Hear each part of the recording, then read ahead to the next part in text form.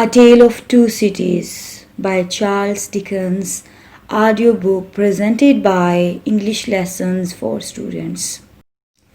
Charles Dickens was born in Portsmouth in 1813. His father was a clerk in the Navy Pay Office. They moved from Portsmouth to London and then to Chatham. This period of his childhood was the happiest one of his life, but was followed by great misery. His father went to prison because of debt, and Dickens had to work in a blacking warehouse as an office boy. This probably provided material for the early chapters of David Copperfield and Oliver Twist. After his father was released, Dickens continued his studies in Wellington House Academy. He studied shorthand, and at the age of 15 he became a reporter for the Morning Chronicle. He contributed stories to monthly magazines and chronicles, which were published in serialized forms, such as Sketches by Boz and Pickwick Papers. He was famous by the age of 25. Dickens has written a great number of novels. He wrote about different issues. His social concern is seen in Oliver Twist, in which he has written about children forced into crime. His concern with education is seen in David Copperfield. Most of his Christmas tales depict his love for carnivals and dramatics. He traveled to various parts of England, France, Italy, and America. Public readings were a popular form of entertainment, and Dickens' readings from his novels were immensely popular. His varied experiences and travels and his use of different techniques of writing made his work popular among the young and old. He is regarded as one of the great English novelists. Dickens was interested in history because it dealt with one of his favorite preoccupations, the past leading into the present, which has in it the seeds of the future. A Tale of Two Cities is a historical novel about the French Revolution. The feudal lords in France were greedy and cruel. They ill-treated the poor and left them to starve. Prisoners were hardened in a prison called the Bastille. Many of them died there. Discontent among the masses grew till it led to a revolution, which is known in history as the French Revolution. It began with the storming of the Bastille in 1789. The prisoners were set free by the angry rebels. They, in turn, became cruel, revengeful, and violent. This led to the Reign of Terror. In time, order was restored, and Paris grew into the Paris of the 19th century that Dickens loved. Prologue. It was the best of times, it was the worst of times. The times were both good and bad in England as well as in France. They were good for the rich and bad for the poor. In England, roads were bad and travelling was dangerous. Tradesmen by day became highwaymen by night. Robberies took place every day. The hangman was very busy, hanging a robber or a murderer on one day while burning pamphlets the next day. In France, the poor had been badly treated by the nobles for years. Innocent people were locked in a prison called the Bastille and never had a trial. Some of them died there. This angered the people against the nobility. They realized that their suffering would continue until they took action. They were slowly heading towards the revolution, which has become famous in history as the French Revolution. Chapter 1. In England, Dr. Manette's story. On a cold, dark night, a gentleman, whose name was Mr. Jarvis Lorry, got down at an inn. He wanted a room for a young lady who would be arriving later. He was waiting for her when she arrived. He went to her room and found a pretty young girl of 17 with blue eyes and golden hair. Mr. Lorry was reminded of a child who looked like her when he was crossing the channel years ago from France to England. The lady, Miss Manette, asked him to sit. He bowed and sat down. Miss Manette said, "The bank told me that a gentleman would come to take me to Paris in connection with my dead father's property." "I am that man," answered Mr. Lorry. "I work for Tellson's Bank, which does a lot of business between London and Paris.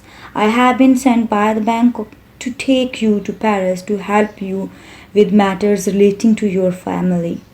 "Thank you very much, sir," said Miss Manette. "Tell me about my father. He died soon after I was born." "Your father," Mr. Roy said, "was one of our clients. He was a clever young doctor who was starting to become well known. Many rich people sent for him. He put all his money in Tellson's Bank." "Was he from Beauvais?"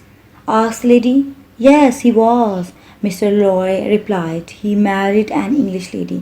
My mother died 2 years after my father's death," said Miss Manette. She looked at him carefully. "I am almost sure that it was you who brought me to England." She held out her hand to him. He kissed it politely. Mr. Lorry continued, "I will tell you something that you do not know, but you must not be frightened." Miss Manette did become frightened and held on to his hand. Mr. Lorry continued, "Suppose your father had not died. Suppose he had been taken away by an enemy who had him imprisoned." "Please tell me more," said Miss Manette. "I hope this will not scare you," Mr. Lorry replied. "It is best to know the truth," she said. Mr. Lorry continued. "His wife asked the king, the queen, and some gentlemen of the church for news of him.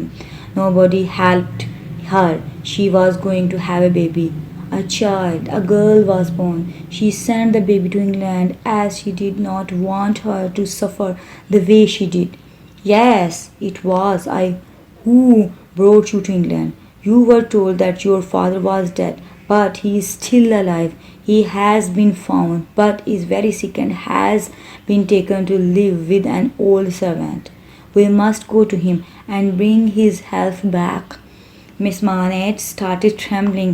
She realized that her father had been wrongfully imprisoned in the Bastille. He had spent 18 years there. "I will only see his shadow," she whispered. "After a good journey, when you arrive there, you will feel differently. Your father now has another name. Everything must be kept a secret." He found that Miss Manette was not listening. She had fainted. Chapter 2. In Paris, the wine shop. Miss Manette and Mr. Lorry arrived in Saint Antoine, a suburb of Paris. It was a sad, cold, wintry day. The streets were narrow and dirty, but the people living there were still proud, industrious, and brave. Their chief industry was making tools. Their knives were sharp and bright. Their hammers were heavy, and the gun makers had a good stock of guns. At the corner there was a wine shop which looked better than most of the other shops. The owner was a Massa Defarge, who was about 30 years old, strong, dark, and cheerful. Madame Defarge was fat and of the same age. She was a very calm person. She had large hands, wore heavy rings, and was always knitting. Mr. Lorry and Miss Manette entered and stood in a corner. Madame Defarge saw her husband come in. She gave a slight cough. Her husband knew what this meant. He looked around the shop to see whether any new customers had come in while he was away, he saw an elderly gentleman and a young lady sitting in a corner. The other customers were playing dominoes and drinking wine. Mesa Defarge went to talk to them. He heard the old man telling the lady, "This is the man we are looking for." When the others had left, Mr. Lorry approached Defarge. They talked for a while. At first, Defarge was very surprised, but then he started listening very carefully. He nodded and went out. Mr. Lorry then signaled to the lady, and the two went out. Madame Defarge continued knitting. They went out of the wine shop to a doorway, then through the doorway to a little black courtyard. There were many buildings there. He took them to the entrance of one of these buildings. At the bottom of the stairs, Defarge bent, knelt in front of the daughter of his old master, and kissed her hand. He told them that the doctor had lost his memory and his desire to live. He had remained in the prison for 18 years. When he left the prison, he was taken home by the Defarges, who hated the nobleman. The doctor, who was used to living in a locked room, continued to remain in one. He became frightened whenever somebody opened the door. The room in which the doctor was living was a store for keeping wood. One of the windows was opened slightly to let the light in. The rest remained closed to keep out the cold. No one could walk in the dark, yet the old man with white hair was busy working, making shoes. The shoemaker's room.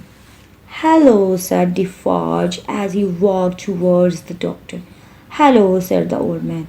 His voice was so weak that it hardly sounded like a human voice. "I see you are still working," said Defarge. "What did you say?" asked the old man. "I said, I see you are still working," repeated Defarge. There was silence in the room. Then Defarge said, "I want a little more light in the room. Do you mind if I open the door a little?" "What did you say?" the doctor repeated again. "I said, can I open the door a little?" "If you want to open the door, then you must open it." When the door was opened, some light shone into the room. It showed the old man sitting with an unfinished shoe. The man was a very frail person. He had a white beard and large eyes, which looked larger in his thin, shrunken face. His white hair looked untidy, and the clothes that he was wearing were faded and torn. He put one hand on his eyes to protect them from the light. Defarge asked him about the shoes. "Will you finish making that pair of shoes today?" "What did you say?" "I asked if you will finish making those shoes today." "I don't know. I might or I might not. It is a lady's shoe. I saw these shoes in a picture." "You have a visitor," Defarge said. "Tell him your name." "Did you ask me my name?" "Yes, I did. It is 105 North Tower," said the doctor. "Have you always worked as a shoemaker?" asked Defarge. "I have not. I learned it myself." Mr. Lorry came forward and asked, "Mr. Manette, don't you know me? Don't you remember your old banker and your old servant?" There was a long pause. Then the old man picked up the shoe. Lucy Manette, who had been waiting quietly, came forward. She sat near him, but he did not know that she was there. He started working and bent down to pick up his knife. Then he saw the hem of her skirt. He looked up and saw Lucy. Some of her golden hair had fallen in front of her face. He looked at it and then drew a dirty piece of string from his neck. The string was wrapped around a piece of cloth in which there were a few strands of golden hair. He took her hair in his hands, looked at it carefully, and turned it towards the light. "Can you be her?" he said. "You can't be. You are too young." She had her head on my shoulder that night, and a few strands of her hair fell on my shirt. Then the people came. They told me to go with them. She was frightened and told me to stay, but I went with them. They took me to the North Tower. They let me keep the hair. He lay down, exhausted. Lucy asked the others to keep quiet and spoke to him. I want you to touch me and kiss me. If my voice sounds like her voice, cry. If my hair looks like her hair, cry. She held him close. He slipped to the ground. She lay down beside him, his head on her arm. They decided to take him away from Paris. As he was used to obeying orders, he agreed. But he asked for his tools, which they gave him. Chapter 3. The Trial of Charles Darnay. 5 years had passed. In London, a man was being tried for being a French spy. The punishment for this was death. People were very interested in this trial, so the courtroom was full. The man being tried was Charles Darnay, who had helped Lucy the night they took the boat from Dover when they were coming back from France to London. Several lawyers sat down at a large table in the center of the room. 2 of them were prosecuting the prisoner and 2 were defending him. One of the defense lawyers was Mr. Stewart. The other one hardly seemed interested in the trial. He kept his hands in his pockets and sat looking at the ceiling. Even when the prisoner entered the room, he did not look at him. Everyone else stared at the prisoner. He was tall and handsome with dark eyes. He looked like a gentleman. He was wearing plain dark grey clothes and his long dark hair was tied with a ribbon at the back, as was the custom in those days. He bowed to the judges and stood quietly in his place. The prisoner looked around the courtroom. He saw 2 of the witnesses. One of them was Lucy and the other was the doctor. Mr. Manette looked very old, but when he turned towards his daughter, he looked much younger. Lucy sat next to him with one arm through his. She sat very close to him because the courtroom frightened her and she also felt sorry for the prisoner. Charles Darnay was being accused of spying for the French government. He often traveled between England and France. He was accused of giving the French government information about the number of soldiers that England was sending to America. This information helped the French in their wars against England. The lawyer for the prosecution. The lawyer for the prosecution told the jury that he had obtained this information from a friend who told him everything because of his duty as a loyal citizen. This man, whose name was Barsad, would be a witness. Barsad made a long speech and said, "I am a loyal and patriotic citizen. I know that Mr. Darnay had made several trips to and from France. The lists betraying our secrets about the movement of the troops were given to me by his servant, Roger Clay. He said that the prisoner was clever enough not to have anything in his own writing." The untidy lawyer, Mr. Stewart, accused Barsad of being a spy himself and asked him several questions very quickly. "What is your source of livelihood?" asked Stewart. "I am a gentleman. I have property," answered Barsad. Mr. Stewart asked him where his property was. "I can't tell you where my property is. It was left to me by someone who has died." On being questioned further, he admitted to being in prison for debt several times. "How many times?" asked Mr. Stewart. "4 or 5, or perhaps 6, but he added that a number of gentlemen had been in prison too. He also admitted that Charles Darnay had lent him money and that at times he used to gamble, as most gentlemen do. Mr. Stewart suggested that Barsad did not really know the accused well and had met him only a few times in hotels, carriages, and on the ship. Barsad denied having been paid by the government to trap the accused. He repeated that he only wanted to help the accused. Robert Clay said that he had met the prisoner 4 years ago on the ship to Calais. Darnay hired Clay as his servant. He had noticed the lists in his master's pockets. The lists were almost the same as those which were shown in the courtroom. He said that he had seen his master show the lists to a French gentleman in Calais and Boulogne. He had known Barsad for 7 or 8 years. The lawyer called Miss Manette as the next witness. She and her father had been waiting in the courtroom. She looked pale and upset, and so did her father. Miss Manette, have you met the prisoner before? Asked Stewart. Yes, sir. Did you see him 5 years ago when you crossed the channel? The lawyer asked. Yes, sir. She then went on to explain the circumstances. My father was very weak. I tried to take him to a suitable place on the deck. Mr. Darnay helped us. Did he talk to you about his business?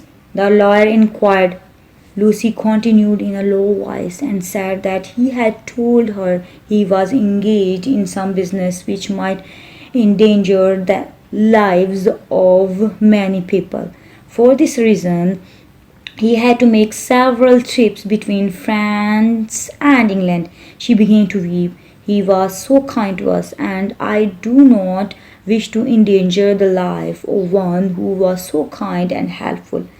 Dr. Manette, when put on the stand, looked pale and weak and quite lost. He did not remember the prisoner, the clerk, or the journey. Is there any special reason why you cannot recognize the prisoner? The lawyer asked. There is a reason, he said in a low voice. Have you been in prison for a long time before you came to England? Asked the lawyer. This is what I was told. Can't you remember leaving France? No, I can't. I can remember making shoes in prison. Then the next thing I remember is living in London with my dear daughter. God gave me senses back to me. The father and the daughter sat down together. Charles Darnay saved. The prosecutor wanted to prove that the prisoner had gone to an army camp near Dover and collected information about the soldiers there. Another witness said that he had seen the prisoner waiting near the camp. The untidy lawyer, who had been looking at the ceiling, wrote something on a piece of paper, screwed up the note, and threw it at Mr. Stewart, the defense lawyer, who read it with great concentration. Are you sure this was man?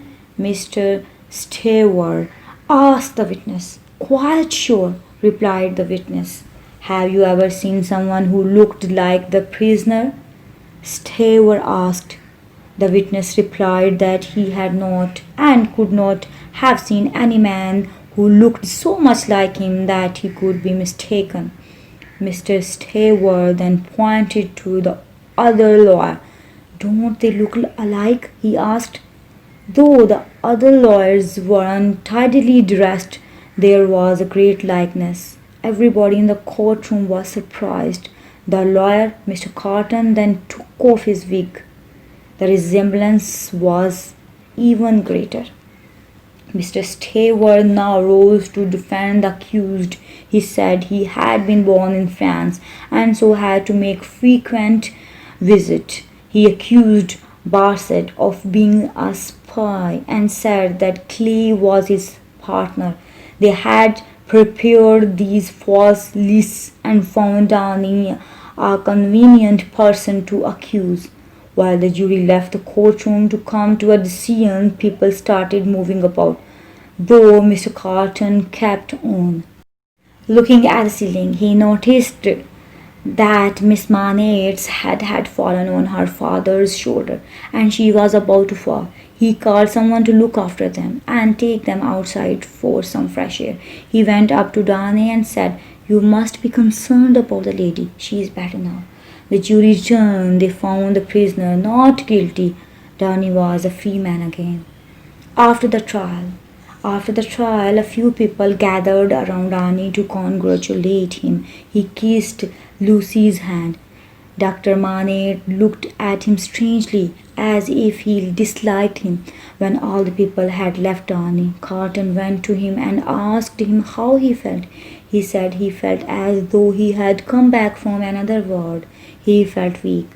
"There is nothing that food and drink cannot cure," said Carton. He took him to a hotel and ordered food and wine. Darnay felt much better. Carton ordered another bottle. "Do you think I like you?" Carton asked Darnay. "Really, Mr. Carton, I have not asked myself this question." "Then ask yourself now. You have acted as if you do, but I don't think you do. I don't think I do," replied Carton. "But you have saved my life, and for that I am sincerely grateful," he replied. Darnay, who felt better now, got up, paid for the meal, and turned towards the door. "One last word, Mr. Darnay. Do you think I am drunk?" "I think you have been drinking more than you should." "I have been drinking, and that is because I don't care for any man in the world," Carton said, "and nobody in the world cares for me." Darnay left, and Carton called the servant and ordered another bottle of wine and asked to be woken at 10 o'clock. He looked at the mirror and asked himself, "Why did I save that man? Because he looked like me? He only reminds me of what I might have been. If I had been in his place, would she have looked at me with the same pity?" And so musing, he fell asleep with his head on the table. He was woken up by the boy. "10 o'clock, sir." "What? 10 o'clock at night?" asked Carton. "That's the time you had asked me to wake up." Carton thanked him and left the room. He walked up and down the pavement to wake himself up and then went to Stewart's room. Stewart was a short, red-faced, fat man of 30. He needed Carton, who worked for him and made him successful. Carton could never be a success on his own, but he was a useful man. Even at school he had worked for the other boys. They did well, but he did not. He entered Stewart's room. The room was lined with bookcases, and there were papers all over. There was a kettle boiling on the table. There was plenty of rum, wine, brandy, lemons, and sugar. "I see you have been drinking," said Stewart when he saw Carton. "I had dinner with Darnay. I just had 2 bottles." "You did well at court today," said Stewart. "How did you notice that you both resembled each other?" "I thought he was a handsome fellow," he answered. "I thought that I would have looked like him if I had any luck." "You and your luck," laughed Stewart. "Well, let us get to work." Carton took off his jacket and went to another room. He came back with a large jug of water and towel. He soaked the towel in the water and wrapped it around his head. "Now I am ready," he said. Carton and Stewart both kept drinking. Carton worked hard, preparing papers which he explained to Stewart. Finally, the work was finished. "The questions that you asked in court were very good," said Stewart. "I am always good. I always prepare your cases." "Why are you in such a bad mood?" Stewart said. "Take some more punch. It will make you feel calm." Carton took some punch. "You haven't changed since you were at school," said Stewart. "You are happy one moment and sad the next." "Yes," replied Carton. "I am the same person with the same bad luck. Even at school I did the work for other boys and seldom did my own." "Why?" asked Stewart. I suppose that is the way I am made. Your life has no purpose, said Stewart. Now look at my life. Carton laughed. Don't you start telling me how to live my life. I have succeeded, haven't I? Stewart asked. It is partly because you pay me to help you. You were always successful because I was always behind you. You always wanted to do well, and I had to help you. However, let's talk of something else. Well, then, said Stewart, let us sing to the health of the pretty witness, Miss Manette. Do you know, I think you felt sorry for her. You were quick to notice that she was not feeling well. Of course, I was. Anyone can see when a girl is about to faint, was Carton's reply. And now I think I will go to bed. When he left the house, the air outside was cold, the sky was cloudy, and the river looked dark and deep. Carton felt everything to be as lifeless and hopeless as he was. When he went home, he fell upon his pillow, which was soon wet with tears. Chapter 4. The Marquis of Evermonde. It was still the best of times for the Marquis of Evermonde. He lived well and cared for no one but himself. He often drove through the streets of Paris in his carriage. The streets were narrow and crowded. The people, especially the children, had to run to the side whenever a nobleman drove wildly down the road. One day, the Marquis was going home in his carriage. The carriage turned round a street corner by a fountain. One of the wheels hit something and the carriage stopped. The frightened driver climbed down. The people held the horses. A tall man picked up a small bundle lying on the ground. He gathered it in his arms. Dead, he cried. Dead, crying like a wounded animal. He laid the bundle on the mud and knelt down beside it. The people gathered around him. Among them was a fat woman who kept on knitting. The Marquis wondered at the noise. Why can't they look after their children? He shouted. A man who was Defarge came forward and explained that the man had lost his child. The Marquis tossed him a gold coin. Defarge comforted his friend and asked him to be patient, saying, It is better for her to be dead than alive. The Marquis was pleased and said, You sound like a wise man. What is your name? My name is Defarge, answered the man. What is your job? Asked the Marquis.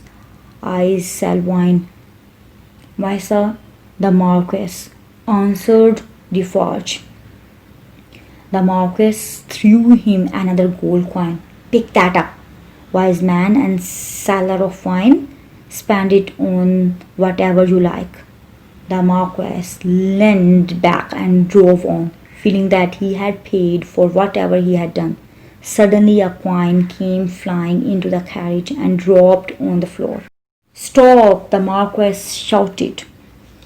Who threw that? If I could find him, he would be crushed under the wheels of my carriage. Defarge was no longer there. The tall man was still there, lying on the pavement. The people were frightened and moved away. One woman was not frightened. She stayed on. She looked straight at the Marquis and carried on with her knitting. The Marquis looked at them as if they were rats. Go on, he shouted to the driver. The nephew. The castle where the Marquis lived was a huge, strong-looking building with a big courtyard in the front. 2 stone stairways led to the smaller courtyard in front of the main entrance. The walls were also made up of stone. The furniture inside the castle was very beautiful. There were heavy drapes on the curtains which were drawn. The table was laid for 2 as the Marquis was expecting his nephew. He had not arrived as yet, so the Marquis sat down to have his soup. While he was having his soup, he noticed something at the window. "What was that?" he asked the servant. "What, my lord?" "Something was outside the shutters. Open them." The servant opened them and told the Marquis that there was nothing there. "Good," said the Marquis. He asked him to shut the shutters and continued with his supper. Soon the Marquis' nephew arrived. He was no other than Darnay. The two men talked while they had their supper, but did not say anything of importance till their servant had left. The nephew then talked of the activities which had led him to great danger. He suspected the uncle of trying to get him into further trouble and said, "I would not be surprised if you were trying to make my walk look more suspicious." "No, no," said the uncle pleasantly. "I know you want to stop me and you would not care how you do it." He went on to say that the king did not like the Marquis, and that was what prevented him from getting Darnay imprisoned. We have seen the cruelties inflicted by the nobleman on the people, or our family name is hated all over France. He wanted to carry out the improvements which his mother had planned. Meanwhile, he would return to England. "How will you live?" the uncle asked. "I live under a different name there. I will work. Do not be afraid. I will not bring any disgrace to the family name." Revenge. The Marquis went to bed a little later than usual. He thought of the man crying over his dead child, of the people standing around his carriage, and of the woman who was knitting while staring at him. He thought of the movement he had noticed outside his window. However, these thoughts did not worry him. The next morning, the Marquis was found dead in his bed. The new Marquis of Evermonde would be his nephew, Charles Darnay. Chapter 5. Two Promises. A year had passed. Charles Darnay had given up his title as Marquis, told his servants not to collect any more taxes, and instructed them to help the poor people who worked on the castle lands.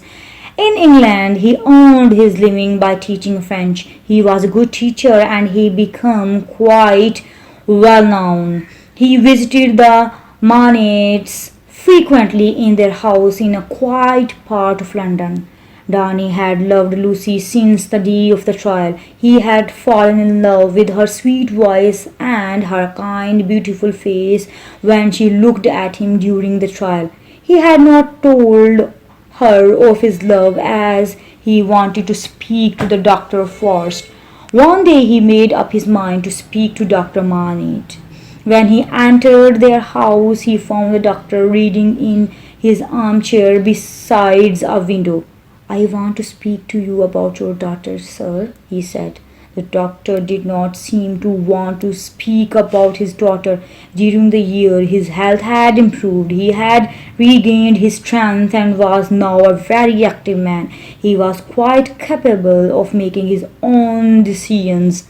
Darnay told the doctor about his love for Lucy, but went on to say, "I know the love you have for each other. I will never separate you. I want to work with you. I want to help you." "Stop," said Dr. Manette. Dr. Manette looked at him keenly. Darnay continued, "I do not wish to keep anything from you. This is not my real name. It is my mother's. My real name is—" "I do not wish to keep any secrets from you," said Darnay. "I want to tell you this." Dr. Manette put his hands on his ears. "I do not wish to hear it. If Lucy loves you, I will give her to you. On your wedding day, you can tell me who you are. Do you promise?" "Certainly." Dr. Manette wished him good luck. Carton. Sidney Carton also visited the Manettes quite often. Though he talked well, he was never an amusing guest. He was usually quiet and sad. He said he did not care for anything or anyone, but he did care a great deal for someone. He cared for Lucy. One day he asked to be shown to her room. He was looking different. Lucy asked him if he was feeling all right. "You know the life I led," he said. "How can I feel well?" Why don't you try and change your life? She pleaded. She saw he had tears in his eyes. He told her that he wanted to tell her something. He told her he loved her but knew that she could not love him. I am poor, I am sick, and I drink too much. Lucy was greatly distressed. But can't you change, Mr. Carton? She asked. Let me help you to change. I am sure you can be a better man. No, Miss Manette, he said, all you can do is to listen to what I must tell you. I have tried to conquer the bad in me. I have tried, but I have failed. I want you to know that after meeting you, I wanted to fight all that was bad in me, but it was just a dream which ended into nothing. You were the cause of my dream. Oh, Mr. Carton, Lucy cried, try again. No, Miss Manette, it is hopeless. I want you to know that you are the only one who has made me want to change. I have only helped to make you more unhappy. Lucy cried, let me help you. She implored again. Let me use my power, my influence to make you a good man. I know the best thing I can do now, said Carton. Let me always remember this conversation. I have told you about my feelings. Will you promise never to tell anyone about this conversation, not even to someone you love? She promised and began to cry. Don't be sad, he said. I am not worth such feelings. Soon I will go back to my companions and to my old way of life. Your life will change. You will have a husband and children who will love you. Always remember that there is a man who would die to keep you and those you love safe and happy. Chapter 6, Madame Defarge's List. What happened to Gaspar? Two men, tired and dusty after walking along the country roads, entered the wine shop. They were Defarge and the road mender. When the latter finished his bread and wine, Defarge said, Come, I will take you to your room. He took him out through the courtyard to the staircase and up the stairs to the room where Dr. Manette had lived. Three men were waiting there. Defarge introduced them and said, Jacks 1, Jacks 2, and Jacks 3. This is the man who lives and works near the Evermonde castle. He will tell us what he knows. The road mender talks to them about Gaspar. Over a year ago, he was working on the road when the Marquis of Evermonde's carriage went past. The road mender had seen Gaspar, the tall man whose child had been killed, holding on to the underside of the carriage. That same night the Marquis was murdered. Gaspar remained in hiding for about a year. Then one day the road mender saw 7 men coming towards him.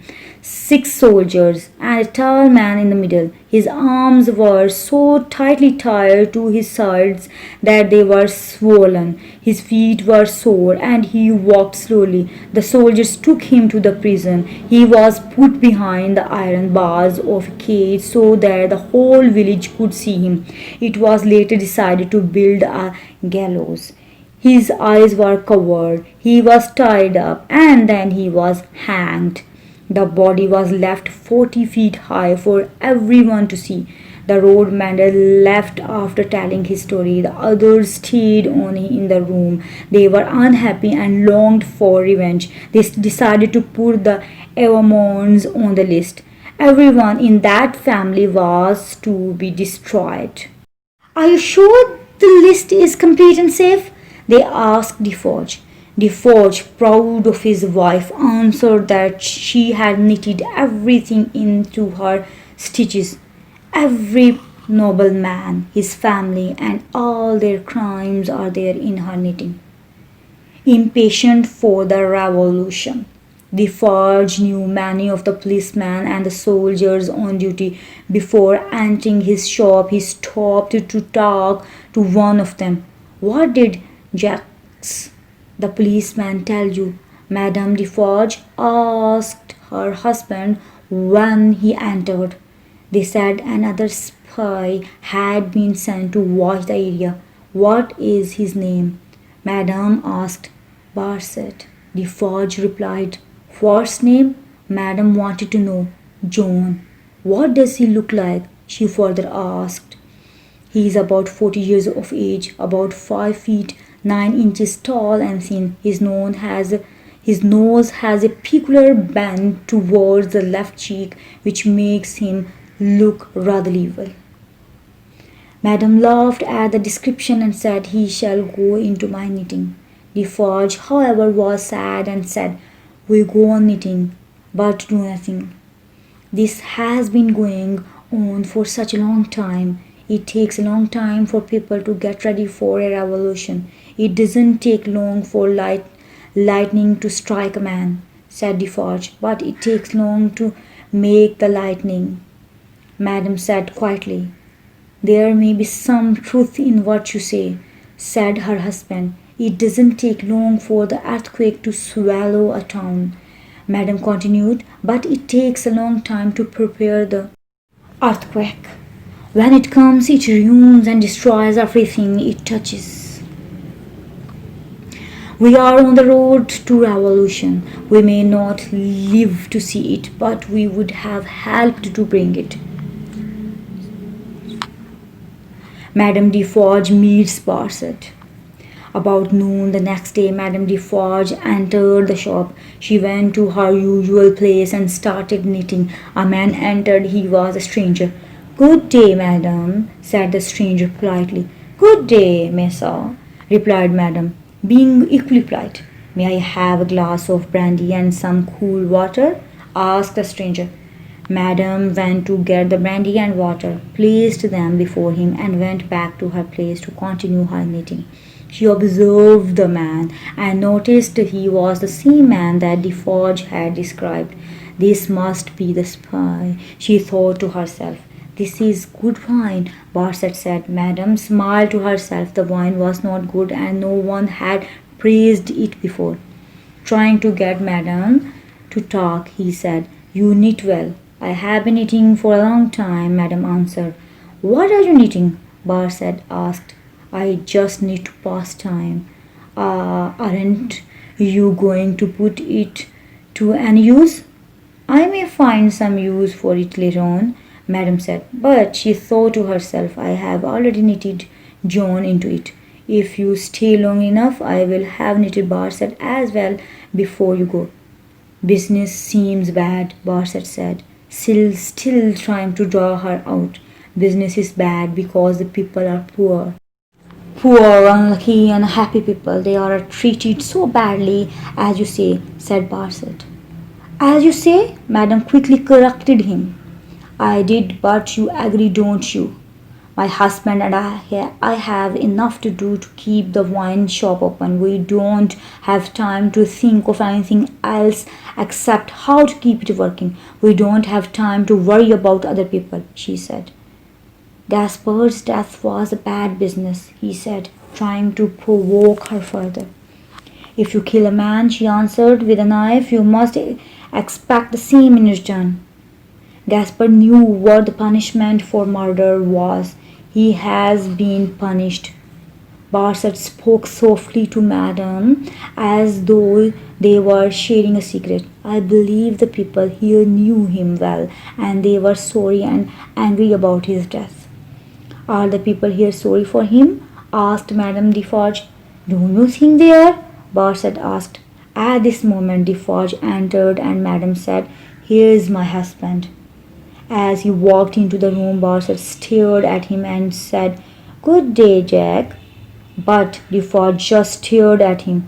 The spy repeated again, Good day, Jack.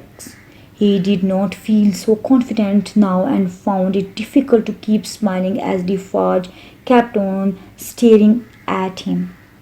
You mistake me for someone else, said Defarge. My name is Ernest Defarge. The spy felt a little uncomfortable but said, Anyway, good day to you. Good day, Defarge answered. I have been talking to your wife, the spy continued. Everyone in St. Anton seems to be angry about Gaspar's death. Defarge said, no one has told me anything about it. The spy continued to be polite. After finishing his brandy and water, he asked for another glass of brandy. You seem to know the district even better than me, said Defarge. Not at all, Bar said, retorted. But I hope to know it better. I am very interested in the poor and the unhappy people who live here. Ha, said Defarge softly. I just remembered something, said Barset. You will be interested in hearing this. Defarge did not show much interest but said, indeed. Yes, indeed, Barset continued. You looked after Dr. Manette when he lived here, didn't you? Yes, I did, Defarge answered. I knew the doctor and his daughter in England. Barset continued. Do you know anything about them now? No, Defarge replied. The doctor is going to get married, said Barset. She is not marrying an Englishman. He was born in France like her. We were just talking about Gaspar. It is strange that she is going to marry the nephew of the Marquis who was murdered by Gaspar. The nephew is now the Marquis. He lives in England, but nobody knows that he is the Marquis. He has taken his mother's family name and is known by the name of Charles Darnay. Defarge was shocked. Barset noticed this and remembered it. Madame appeared calm and continued to knit steadily.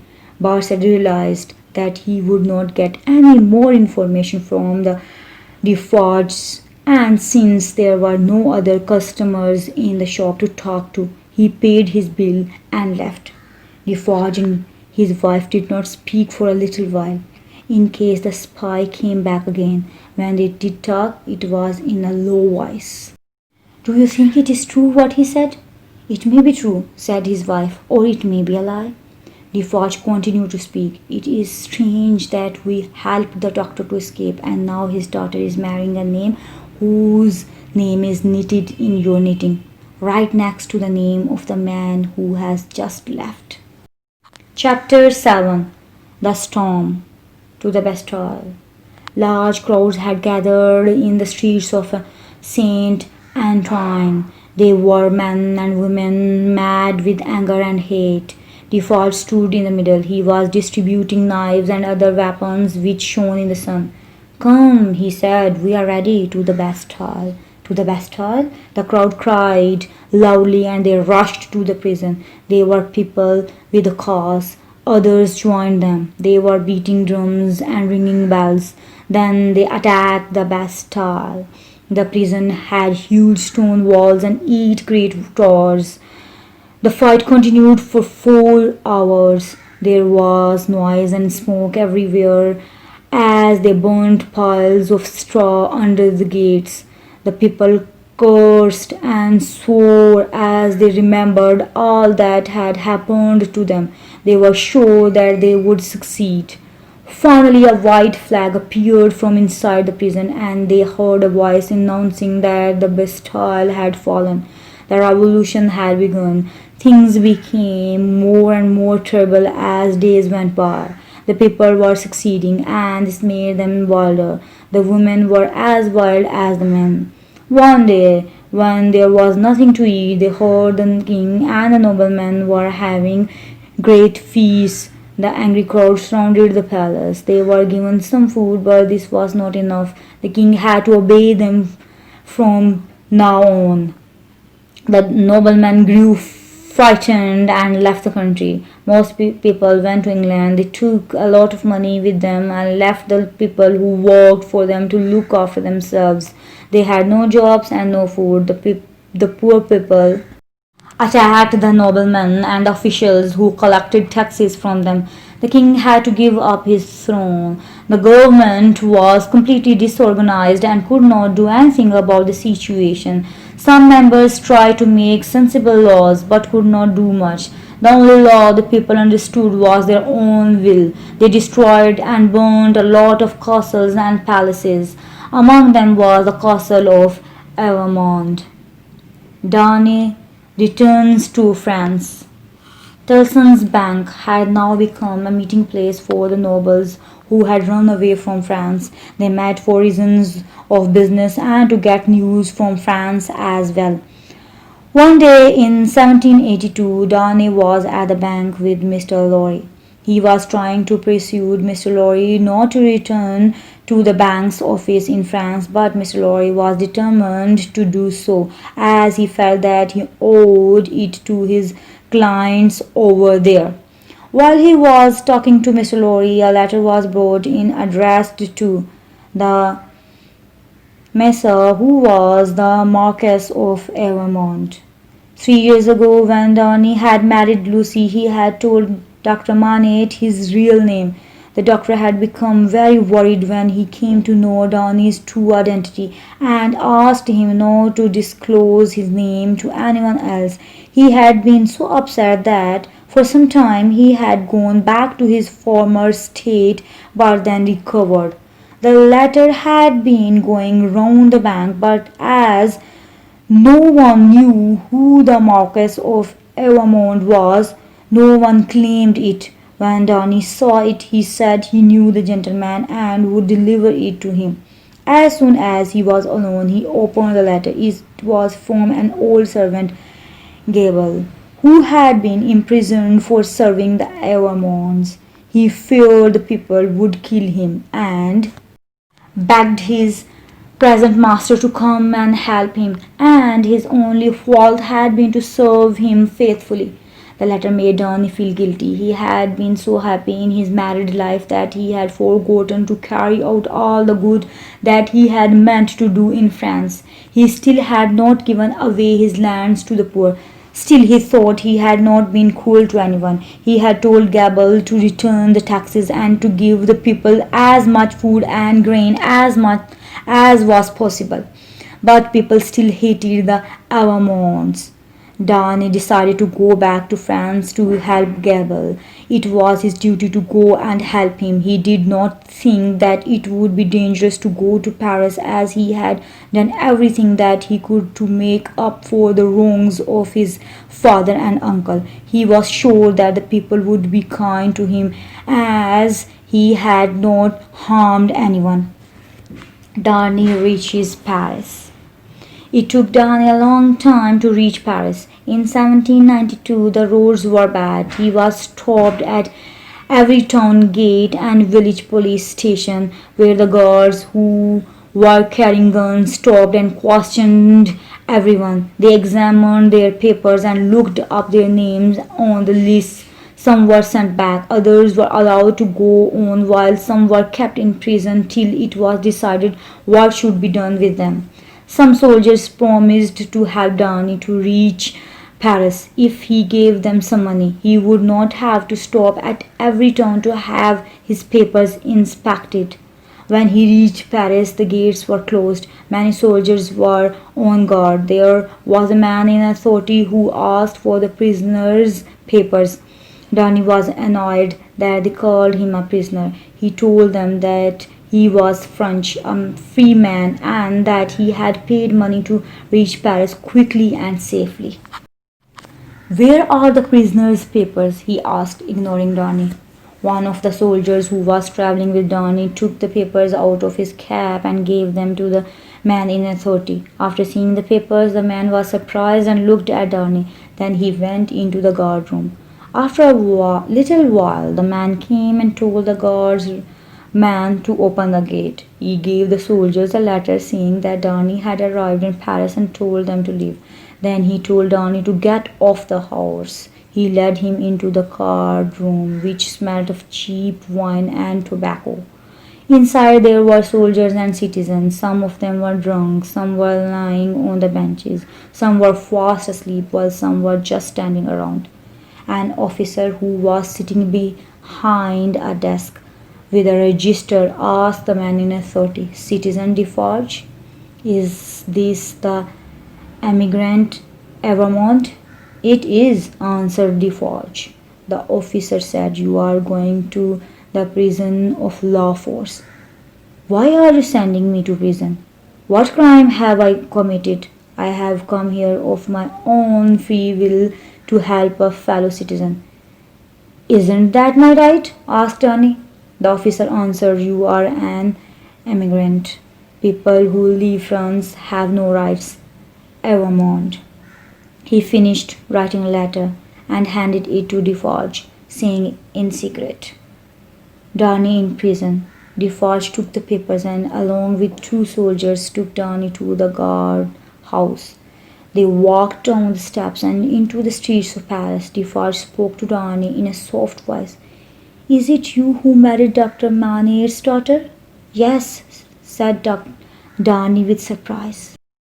Perhaps you know me? My name is Defarge. I have a wine shop in Saint Antoine. Of course, answered Darnay. My wife came to your house to take her father back. Why in the name of heaven did you come to France? Defarge asked. You heard me, Darnay answered. Don't you believe me? I came to help a fellow citizen. I believe you, said Defarge, but you should have not come back. It is bad for you. Everything here has changed so much, Darnay cried. It is so sudden, so unfair. I am so lost. Will you help me? No, said Defarge and looked straight ahead. Will I be able to write letters or see anyone when I am in prison? Perhaps, was the curt reply. Will I be allowed to have a trial and defend myself? Surely I won't be just left there. Perhaps, said Defarge, but reminded him that many people had been sent to prison and been left there for many years. But not by me. I have never sent anyone to prison, Darnay cried. Chapter 8. At Tellson's Bank. Mr. Lorry had carried out his intentions and had come to France. The office was situated in the center of Paris. Mr. Lorry had some rooms in the same large building. On the 3rd of September, he was sitting in one of the rooms and was thinking of the terrible things that were happening. He was glad that none of his friends were in danger. Suddenly he heard the sound of the bell ringing at the main gate. In a moment 2 people rushed into the room. To his surprise, he saw Lucy and her father. Behind them was Miss Prose. Miss Prose was a large red-haired woman who had looked after Lucy ever since she was a child and was now looking after Lucy's baby. Why are you here? He asked, utterly amazed. What has happened? Is anything the matter? Lucy ran into his arms and cried, Charles is in Paris. My husband is here. He has been here for 3 or 4 days. Your husband? Here in Paris? Yes, he came here to help someone. He was stopped and taken to prison, explained Lucy. Oh no, cried Mr. Lorry. Just at that time the bell of the main gate rang and the noise of the people and their feet was heard from the courtyard. Please don't look, shouted Mr. Lorry. Please don't look, Dr. Manette, nor you, Lucy. The doctor smiled and said, Dear friend, I am not afraid of anyone now. No one will hurt me. I have been a prisoner of the Bastille. The citizens are proud of me. They want to honor me and carry me on their shoulders. All that I have suffered has given me power over them now. That is how we were able to get into the gates of Paris. At the gate we heard about Charles. The people helped us to get here. I know I can help Charles. As the noise continued, Dr. Manette asked, Why is there so much noise? Don't look, Mr. Lorry shouted again. No, you dear Lucy, don't be frightened. I myself know nothing of all this. I didn't know he was in Paris. I'm sure he is well and safe. What prison is he in? La Force, said Lucy. La Force? Mr. Lorry repeated. Lucy, my child, you have always been very brave. You must be even braver now. You cannot do anything tonight. You cannot go outside. For Charles' sake, you must do the hardest thing of all. You must wait. I will put you in a room at the back here. Now you must leave your father and me alone for a little while. The grindstone. Mr. Lorry took Lucy to his room, then he came back to the doctor. The doctor was curious to know what was happening in the courtyard below. Mr. Lorry took him to the window. He opened it and pulled back a part of a curtain. Both men looked out. Their eyes met a horrible sight. 40 or 50 men were standing by a huge grindstone. The grindstone had been put there because there was plenty of space for sharpening tools and weapons. It had two handles. Two men were turning them as fast as they could. Men were rushing in to sharpen their weapons, swords, axes, and knives. They looked awful, angry and cruel. They were in a great hurry, and many of them fought and pushed others to get to the grindstone quickly. Their faces and clothes were covered with blood. Dr. Manette looked at Mr. Lorry and asked him what was happening. Some people say a foreign army has invaded France and they want to set the noblemen free. These people want to kill the prisoners before they are freed. If you are sure that you have power over them, then they might help you. Go out into a courtyard and tell them who you are. They may take you to La Force. Hurry! Do not even waste a minute. The doctor hurried out. He did not even wait to put on his hat. He walked straight towards the grindstone. The men, seeing his white hair, kind face, and confidence, stood still. They surrounded the doctor. He spoke to them. Mr. Lorry, who was watching from the window, saw the men listening to him and then heard them saying, "Long live the prisoner of the Bastille! Freedom for his son-in-law! Make room for the Bastille prisoner! Lead him to Evermonde at La Force." They went out of the main entrance, shouting and cheering as they went. Mr. Lorry closed the window and went and told Lucy that the people were going to help her father. They were going to save her husband.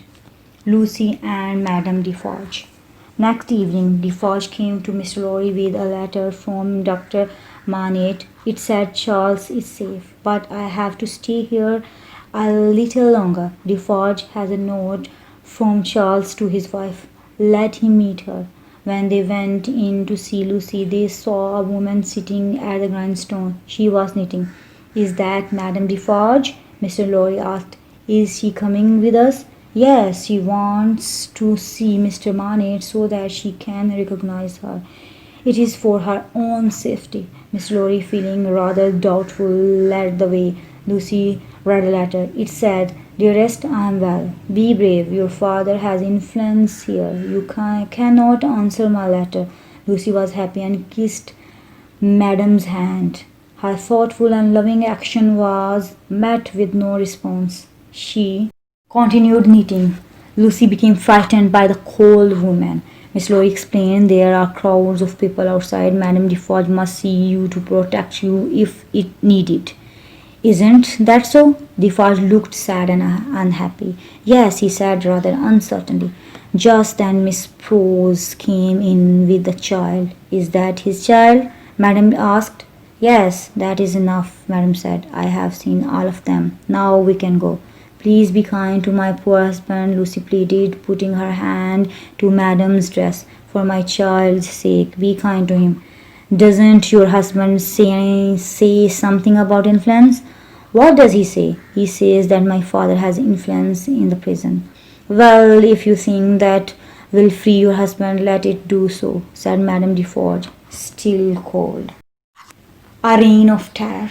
The doctor came on the fourth morning. He had been taken to the prison and told them why he had come. He had seen terrible things which he did not tell Lucy, but he did tell Mr. Lorry. On the way, he saw many prisoners being killed. 11,000 prisoners had been killed. The killing continued for 4 days and 4 nights. It was indeed a reign of terror. A group had been elected to judge whether the prisoners were guilty or not. They were brought into the room one by one. They were either killed or freed. A few of them went back to the room. The doctor had been to see the judge. He looked through the registers and found that Darnay was still alive. They could not release him, but for the doctor's sake they would not harm him. Dr. Manette then begged them to allow him to stay in prison so that he could be there if Charles needed his help. The court gave him permission to stay until the danger was over. Dr. Manette spent his time in Paris attending to the sick in the prisons. He became the doctor for 3 prisons. He met Charles every week and brought Lucy messages from him. He could not do much. These were new times. France was now a republic, the republic for liberty, equality, brotherhood, or wrath. The glutton for the guilty. Under the republic, the king was tried as a traitor against the people. He was found guilty and his head was cut off at the guillotine. A new court was set up. Its work was to find the traitors to France and punish them. According to the new law, the government could put anyone into prison. Every day, cars came through the streets. They were full of people going to die. Lovely young girls, bright young boys, men, women, old people, noblemen, and poor people. Day after day, they came out of their dark prisons into the daylight. Freedom, equality, brotherhood, or death. That seemed to be their fate. Lucy remained in a state of great anxiety. She did not know what the people might do to her husband and was afraid that she might hear one day that Charles had been condemned to death. Some days Charles would look out of his prison window. Lucy could not see him, but he could see her, and so she walked in front of his prison window every day for 2 hours. The prisoner is free. The day of Charles' trial came at last. There were 5 judges, a prosecutor, and a jury. They worked very hard every day. That day, 15 prisoners had already been tried and condemned. Finally, the name of Charles Evermonde was called. According to the new law, if an emigrant returned to France, he would have to be put to death. Charles had returned before this law had been passed, but this did not seem to bother the people, and they said, "He is an emigrant and is in France now. Off with his head." The president rang the bell to silence the people. Then he asked Charles, "Is it true that you have lived in England for many years?" "Yes, it is true," answered Charles. "What do you call yourself? Aren't you an emigrant?" "I do not think of myself as an emigrant in the way that the law does. I gave up my title because I did not want to be a nobleman. I left France before this law was passed. I wanted to earn my own living, as I did not want to live on the money that belonged to the poor. They live and work on the lands. The money is their right." "What proof do you have of this?"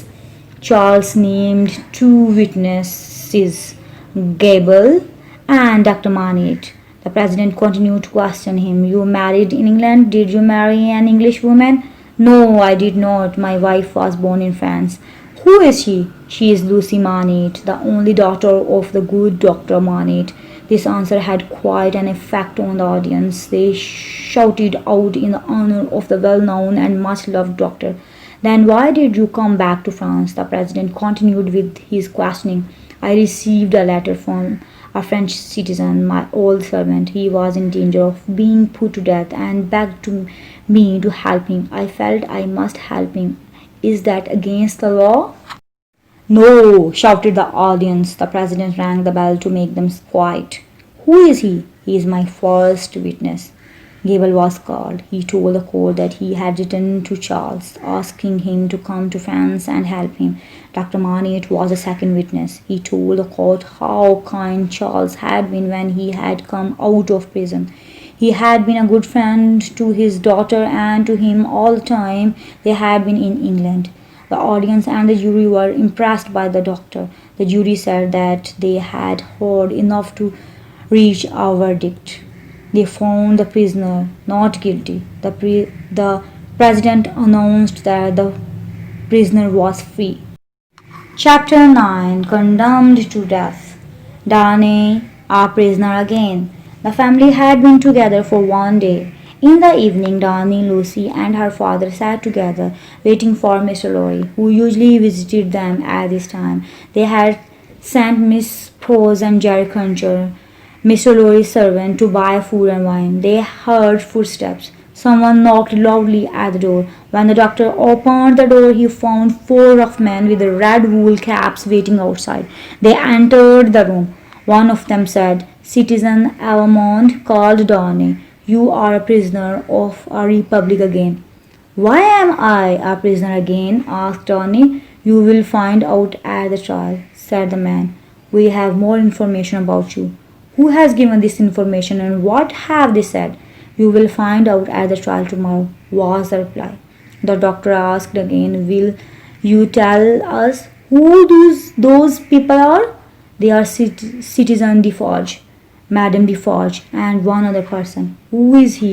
the doctor said. The man looked strangely at him. "You will know tomorrow. I will say no more just now." They led Darnay away. Bastard again. Miss Prose and Jerry Cruncher made their way through the narrow streets of Paris in search of food and wine. They did not know what had happened at home. They ended up in a wine shop to buy wine. When they entered, a man who was sitting in one corner saw them and tried to leave the shop quickly, but Miss Prose saw him. "Solomon, dear Solomon," she screamed. The man seemed surprised and distressed. He was Miss Prose's brother, but he did not seem pleased at all to see her. He told her that he must not call him Solomon, as it would get him into trouble. He now worked for the French government and she must not put him into danger. Jerry Cruncher, who was listening with curiosity, said, "She calls you Solomon? So that must be your name? As she is your sister, I have seen you in London. You were called John, but your second name wasn't Prose?" "It was Barsett," said another voice from the back of the room. This was the voice of Sidney Carton, who was sitting at the back of the shop. Mr. Roy had written to Carton about Darnay and he had come over immediately. He had arrived the evening before and had been talking to people. He learned that Barsett was now a spy for the French Republic. He used to spy on the prisoners. Carton suggested that all of them should go to Mr. Roy's house. Barsett did not want to help Darnay, but realized that Carton knew all about him and thought it was best to go along with the others. When they reached home, they came to know of what had happened. Carton did not tell Mr. Lorry his plans, but he did tell him to get travelling papers ready for himself, Lucy, and a child. As Mr. Lorry had finished his work in Paris, he had his papers ready. Carton gave Mr. Lorry his own papers and asked him to keep them. Carton knew that the doctor could not save Charles a second time, so he made his own plans. He knew that the Defarges were against Darnay. He decided to get Barsett's help. As he could go in and out of the prison, he told Barsett that if the French government came to know of his past and that he had been a spy for their enemies, the British, he would be sent to the guillotines. Barsett knew that there were other secrets in his past which could endanger him. Madame Defarge would remember that he had worked as a spy for the old government. Carton promised Barsett that he would be safe if he helped him. Barsett agreed. Darnay on trial again. The second trial was held the next day. The judges and the jury were the same. Darnay was accused of being an enemy of the Republic, a nobleman belonging to the House of Evermonde, one of the cruelest of all the noble families. The president was informed that three people had given information against Darnay: Ernest Defarge, who owned a wine shop in London; Charles Defarge, his wife, and Alexander Manette. Everyone was shocked at the mention of the third name.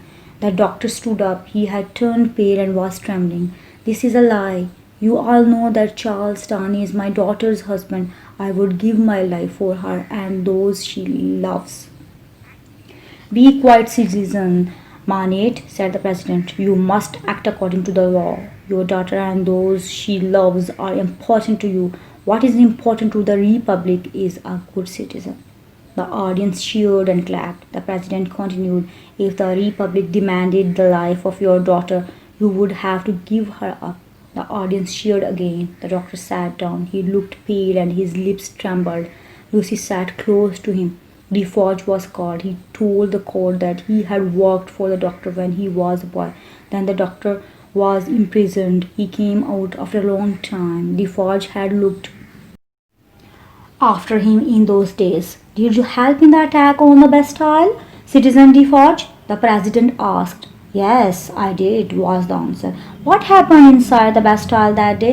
Defarge continued with his story. "I knew that my master had been in room number 105, North Tower, so I decided to look for it. I went with a prison officer and another citizen who is a member of the jury now. We searched the room thoroughly. I found some papers hidden in a hole in the chimney.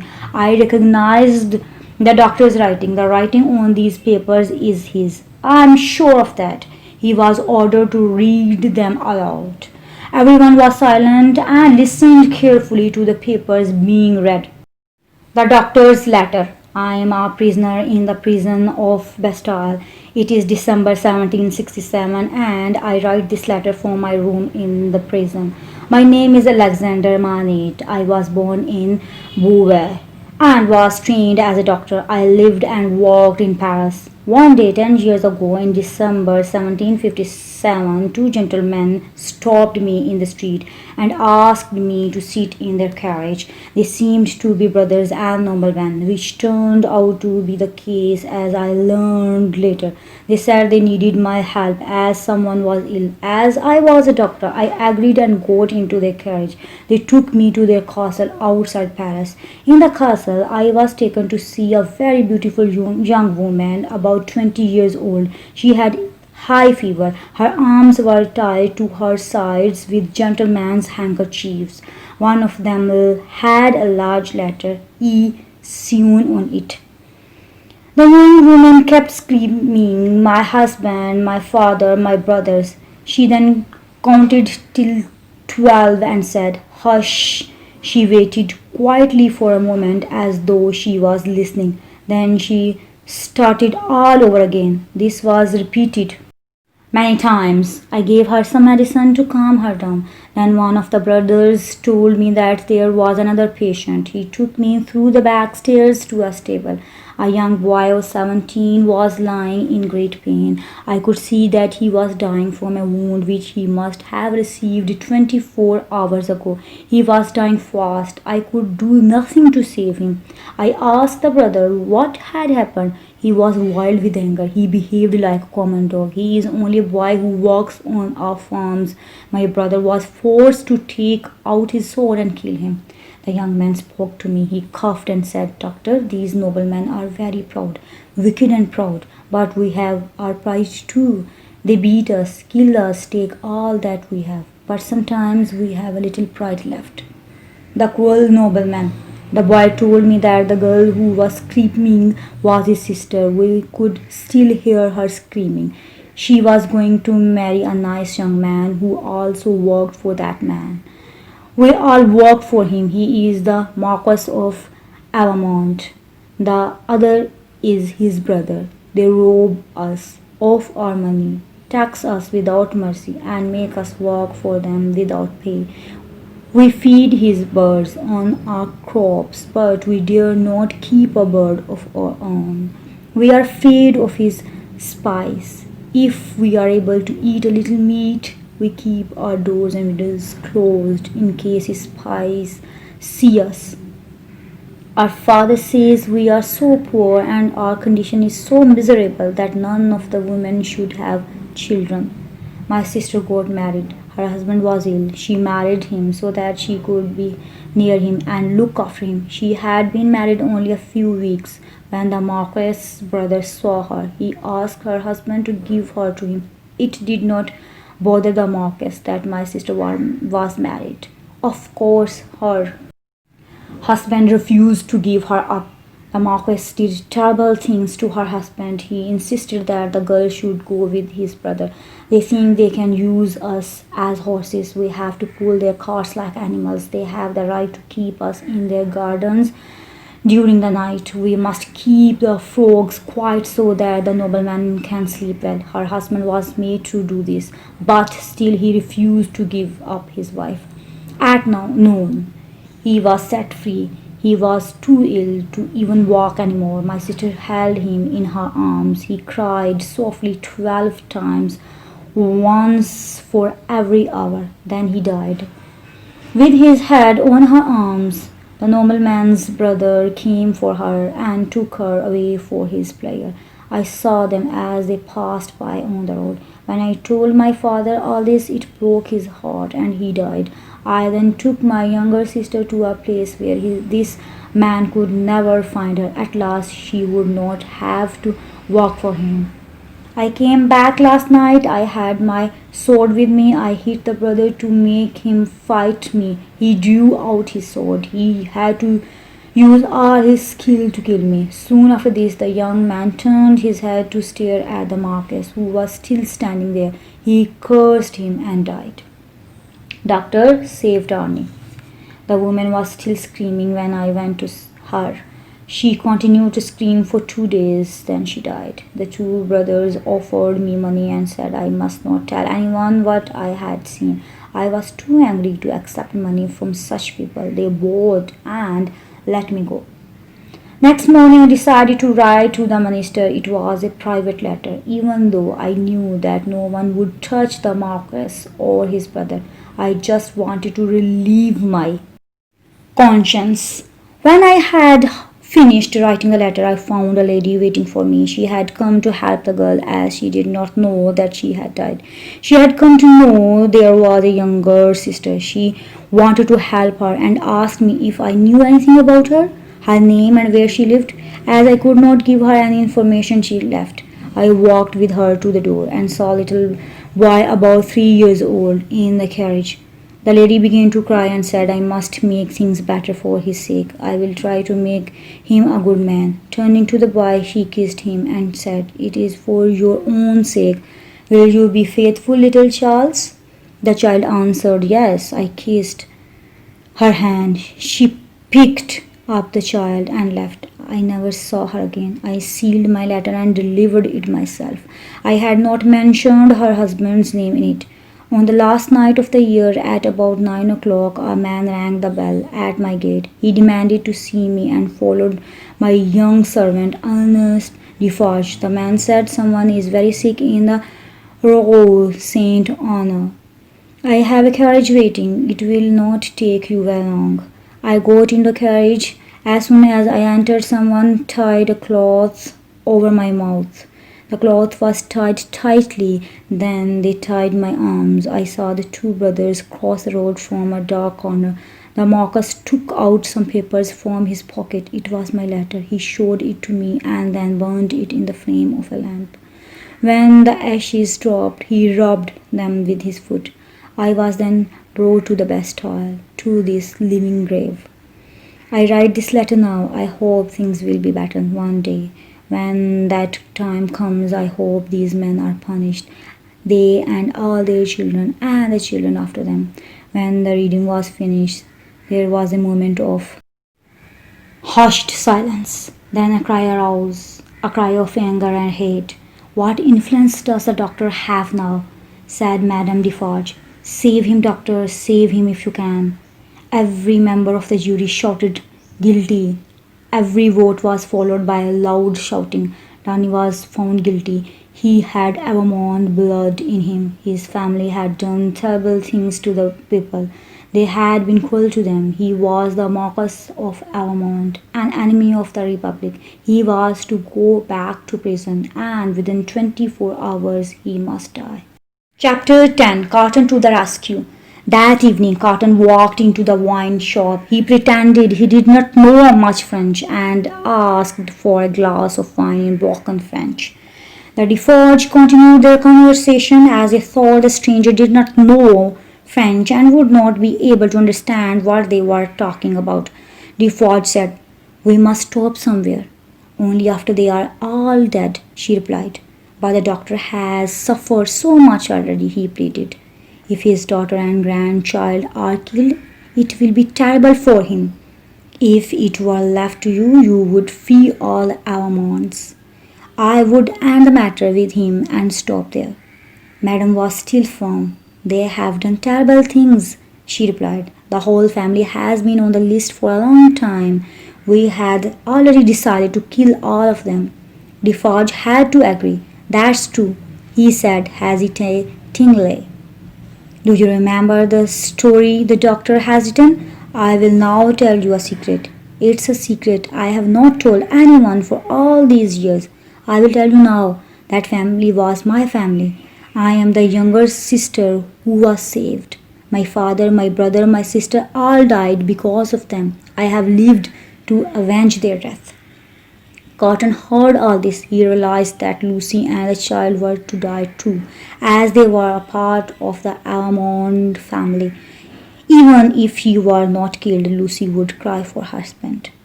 At the time, it was a crime to cry for someone being killed at the Carton. The punishment for this was death. Carton went to Mr. Lorry's house and told him to get ready to leave Paris. Travel to the coast as quickly as you can, he told him. Have the horses ready at exactly 2 o'clock tomorrow afternoon. A surprise for Darnay. The next day was a terrible day when Darnay and the other prisoners were to meet their fearful end. The executions were to be carried out at 3 o'clock in the afternoon. At 2 o'clock, the prisoners were to be taken to the Carton. Darnay wrote 3 letters, one to Mr. Lorry, one to Dr. Manette, and one to Lucy. He told Lucy that he knew nothing about what his father and uncle had done. He had not known about her father's long years in prison until she told him. He had not told her that he was an Evermonde because her father had asked him not to. Now he understood why. Then he lovingly said goodbye. At 1 o'clock, Darnay heard footsteps coming towards the door. The lock was turned, the door was opened and then closed. When he looked up, he saw Carton with a smile on his lips. Carton, Carton, why are you here? A sudden fear crossed his mind. You aren't a prisoner, are you? No, I happen to know one of the officers here. That is how I have managed to come in. I have come with a request from your wife. What is it? Charles asked. There is no time to explain. You must do exactly as I say without any question. Now take off your boots and put on mine. If you are thinking that we can escape, you are mistaken. It is madness to even think of it. You will only die with me. I haven't said anything about escaping, said Carton. Just do as I say. Change your coat for mine. I'll take your ribbon off, shake your hair so that it looks untidy like mine. He walked fast, and as he had a strong will, he made Darnay obey him. Charles kept on saying, it is madness. Others have tried and failed. They have always failed. Carton repeated, I have not said anything about escaping. Now sit at this table and write as I say. Carton's great sacrifice. Darnay was made to sit at the table. Carton stood behind him, telling him what to write. He had a piece of strong smelling cloth which he tried to put on Darnay's nose. At first he tried to push it away, but he was too weak and was lying flat on the ground in a moment. Carton walked quickly. He put on Darnay's clothes, combed his hair, and tied the ribbon that Darnay had worn. Then he said softly, Come in, Barset entered. You see, there is no danger for you. There is no danger, Barset said. If you keep your promise, Mr. Carton. Carton assured him, You have no need to worry. I can't harm you from here. The others will soon be away. Get help quickly and take me into the carriage. You? Him, stupid. I have changed places with him. Put me in the carriage. Go out by the same gate. Say that he was weak when he came. Seeing his friend made him worse. This often happens here. Take him to the courtyard I have told you about. Show him to Mr. Lorry. Tell him not to give him any medicine. The fresh air will soon make him well again. You have very little time, Barset warned him. I know, Cotton said. Be careful with my friend. Now leave me alone. Cotton was left alone. The key was turned in the door. The footsteps faded away in the distance. Sydney Carton to die for Darnay. Carton waited alone in the room. A little later he could hear several doors being opened and shut. Then his own door opened. A prison officer with a list in his hand looked in. Follow me, Evermonde, he said. Carton followed the officer to a dark room. It was cold in there. Outside it was dark and cloudy, making it even darker inside. There were only a few people. Some were being tired while others were just walking about. A girl came to Carton and said, I was with you. I heard you were afraid. Why are you here again? I was tried again. This time they found me guilty, said Carton. Why have they put you in here? He asked. For planning to do something against the Republic. I'm such a poor and weak person. How can I harm the Republic? The revolution is going to do so much for the poor. I am not afraid to die. I am willing to die if they will profit from my death, but I don't think they will. She looked at him again. Her eyes expressed doubt and suspicion. She had realized that he was not Darnay. He put his finger on her lips. Is it for him? She asked. And his wife and child, he added. Will you let me hold your hand? She asked. He felt pity for the girl. He realized that it was the last time he would feel pity for anyone. Tears filled his eyes. I will hold your hand till the end.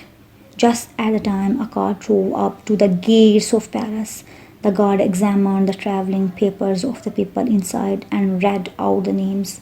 Alexander Manette, Dr. French. Lucy Manette, French with her daughter, English. Sydney Carton, lawyer, English. Jarvis Lorry, banker, English. The lawyer seemed to be ill, but they let him pass. The carriage left Paris. The first stage of the escape was over. Chapter 11. The greatest love of all. A trap for Lucy. Madame Defarge sat talking to Jack 2 and Jack 3. She said, my husband is a brave man. He has served the Republic well, so he is respected by everyone. However, he is too kind. Dr. Manette had been his master. He has suffered a great deal. Now he wanted to save Lucy and the child because he did not want him to suffer any further. Well, he has his reasons for wanting to save the rest of the Evermonde family. I have my reasons to see that they should all die. Jack 2 and 3 agreed that they should all die. Madame continued, someone has told me that Lucy Evermonde used to walk outside the prison window. He could be made to say that she had been seen signaling to her husband and that she wanted to help him to escape. Madame wanted to be certain that she had a strong case. She would go to see Lucy and get her to talk about the people who wanted to put her husband to death. She went on to say she will be waiting for the moment he dies. She will be sad and then she will cry. By doing this, she will be breaking the law of the Republic. I will go and see her and hear what she has to say. She must be at the English bank now. Jack 3 thought that it was a good idea. She walked briskly to Tellson's bank. She hated all noblemen. There was no pity left in her. She did not think it wrong that a man who himself had not committed any crime should be dying for the crimes of his family. He himself had given up his title and left everything to the people who walked on the land. She did not think about an innocent wife who would be losing her husband and her child. She wanted them to die too. All of them were her enemies. She thought that they all should die. Madame wore a large heavy coat. She hid a gun in her blouse and a knife in her belt and walked down the street to the office of Tellson's bank. Mr. Roy had decided that they should not all be seen living together, so it was settled that Miss Prose and Jerry should leave later. Miss Prose agreed readily, as she thought that would be good for her darling Lucy. She and Jerry decided to leave at 3 o'clock. They watched the first carriage leave. They saw the man who had been brought from the prison and recognized him. They waited for 10 minutes. When they were sure everything was all right, they started making their own arrangements. Miss Pose had another idea. She thought that two carriages should not be seen leaving by the same gate. People might become suspicious and come to find out if anything was wrong. She told Jerry to meet her in front of a nearby church at 3 o'clock. After a few minutes, she saw Madame Defarge standing in front of her. "Where is the wife of Evermonde?" Madame asked coldly. Miss Pose realized that all the doors were open. She quickly shut them and stood in front of Lucie's room. The two women stood facing each other. Miss Pose knew that Madame was an enemy of the family, and Madame knew that Miss Pose was a friend of the family. Madame did not know English. Miss Pose did not know French. "I have come to talk to Madame Evermonde," Madame said in French. "Your intentions are evil," said Miss Pose in English. Neither woman understood the other. Both watched each other, understanding the other by her look and gesture. "I want to see her. I must see her," said Madame Defarge. "Go and tell her, or get out of my way." Both the women were strong. Both were determined. Madame took a step forward, shouting, "Madame Evermonde, citizen doctor, answer me." There was silence. Suddenly it struck Madame that all of them might have left. She opened 3 doors, found the rooms empty, and said, "Someone has been packing in a hurry. There are things all over the floor. Let me look in the other room." "Never," said Miss Pose. Both of them understood each other. Madame thought, "If they are not there, they must have left. It is too late now to bring them back."